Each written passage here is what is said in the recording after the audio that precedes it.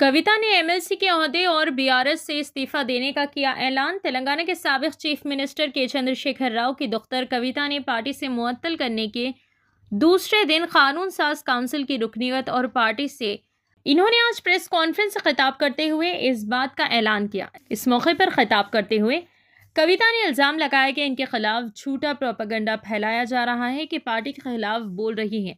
Party के कुछ लोगों ने इनके खिलाफ काम किया था और झूठा प्रोपेगेंडा किया था। इन्होंने कहा कि इनका मकसद सुनहरा तेलंगाना है। इन्होंने सवाल किया कि अगर हरीश राव और संतोष राव के घरों में सोना है तो क्या ये सुनहरा तेलंगाना होगा।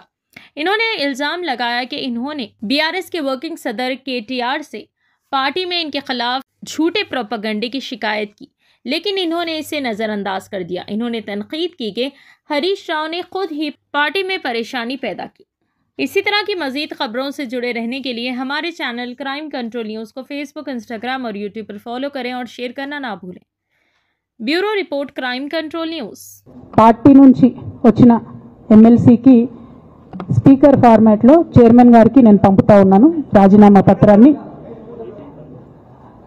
అట్లానే బీఆర్ఎస్ పార్టీ ప్రాథమిక సభ్యత్వానికి కూడా గౌరవ పెద్దలు కేసీఆర్ గారికి రాజీనామాను పంపుతా ఉన్నాను.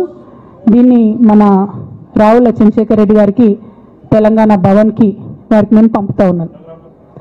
ఎందుకు ఇవి ఇప్పుడే చూపించిన అంటే పదవుల మీద నాకు ఎప్పుడు ఆశ లేదు. మేము ఉద్యమంలోకి వచ్చింది ఎందుకంటే మా నాన్న ఒక్కరు ఇంత ఒంటరి పోరాటం చేస్తున్నారు, ఎంత వీలైతే అంత ఆయనకు మద్దతు ఇవ్వాలని వచ్చినాం. ఆనాడు మేము ఉద్యమంలోకి వచ్చినప్పుడు పార్టీ అధికారంలోకి వచ్చే ఆస్కారమే లేకుండే.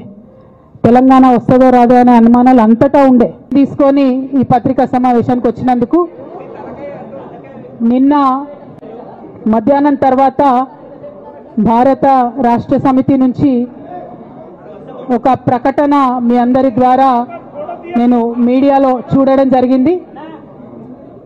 మరి బీఆర్ఎస్ నుండి వచ్చినటువంటి ఈ ప్రకటనలో పార్టీ ఎమ్మెల్సీ శ్రీమతి కె కవిత ఇటీవలి కాలంలో ప్రవర్తిస్తున్న తీరుతెన్నులు, కొనసాగిస్తున్న పార్టీ వ్యతిరేక కార్యకలాపాలు బీఆర్ఎస్ పార్టీకి నష్టం కలిగించే రీతిలో ఉన్నందున పార్టీ అధిష్టానం ఈ విషయాన్ని తీవ్రంగా పరిగణిస్తున్నది.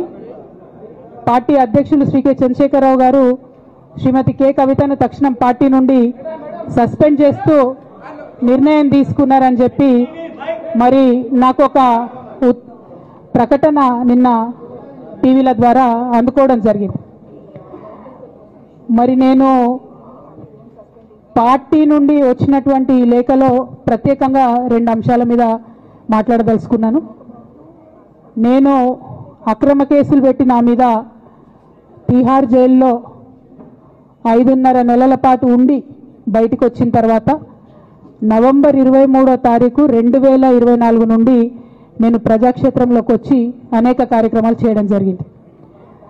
మరి నేను చేసినటువంటి పనులలో మొట్టమొదటిది ఒక బిడ్డ హాస్టల్లో చనిపోతే ఆమెను విజిట్ చేసి, అట్లానే గురుకులాల్లో జరుగుతున్నటువంటి అన్యాయాల మీద మొట్టమొదటి కార్యక్రమం తీసుకొని నేను మాట్లాడినా. ఆ తర్వాత బీసీలకు జరుగుతున్నటువంటి అన్యాయం, కాంగ్రెస్ పార్టీ మేనిఫెస్టోలో ఇచ్చినటువంటి 42% హామీ కోసము పెద్ద ఎత్తున నేను పనిచేయడం జరిగింది.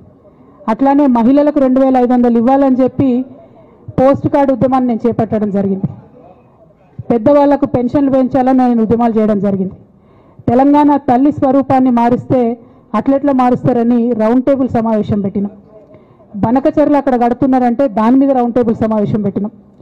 ఓవరాల్గా తెలంగాణ ప్రాజెక్టులు, అందుబాటులో ఉన్నటువంటి నీళ్లు, వీటన్నిటి మీద కూడా రౌండ్ టేబుల్ పెట్టినాం. భద్రాచలం దగ్గర 5 గ్రామాలు ముంపు సమస్య ఉంది, ఎవరు పట్టించుకుంటలేరంటే వాళ్ళని పిలిపించుకొని రౌండ్ టేబుల్ సమావేశం పెట్టి ప్రభుత్వం మీద ఒత్తిడి తీసుకొచ్చే కార్యక్రమం చేసినాం. मुख्यमंत्री गार सोंता जिला हर खबर पर नजर रखने के लिए हमारे चैनल को लाइक, शेयर और सब्सक्राइब जरूर कीजिए। Crime control news Hyderabad.